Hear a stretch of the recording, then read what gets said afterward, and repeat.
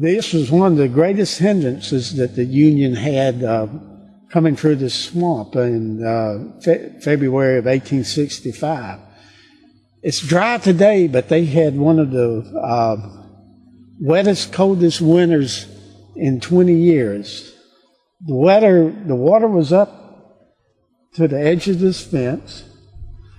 It was chest deep in places. They had to cross as many as 16 bridges, 14 to 16 bridges. And the last bridge here was under intense cannon fire. They were forced to leave the road and go into the swamp, and some of the troops spent the whole night there. Oh my, in the swamp? In the swamp. Not ideal hiking conditions. Not ideal hiking conditions. I've read one or two soldiers were delighted when their bossier officers occasionally had their horses trip over these cypress knees, and they took a mud bath. That'd please any private's heart, wouldn't it?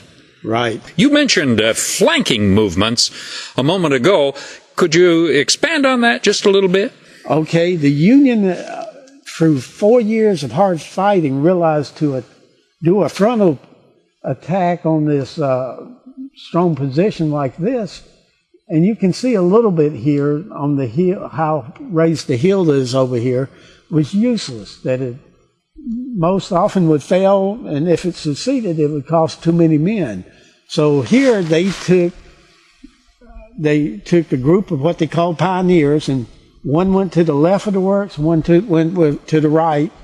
They cut down trees with their axes and laid them down and made what they called the corduroy road. That the troops could go better on than waiting for the swamp. They also raided every building within 2 miles of here and took the planks to put on the road and made it quite easy traveling. Now, one group of pioneers not involved in making these two roads cut down their own logs, and under intense rifle fire managed to get across the swamp and flank the Confederates, forcing them out of their trenches.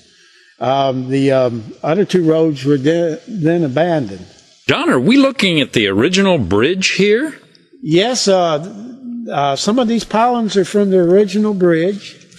Some of them are not, and the bridge was used until about 1951, and a pulpwood truck collapsed the bridge, and it hadn't been repaired since. And this was the original site. And how deep was this river at the time of the battle? The swamp ranged in places from 6 inches to chest high. The swamp actually ends right here, but it goes a full 3/4 of a mile to a mile along that road. This is the end of the swamp. By the time they got here, they were pretty well worn out from crossing the swamp. This is what made it such a strong position.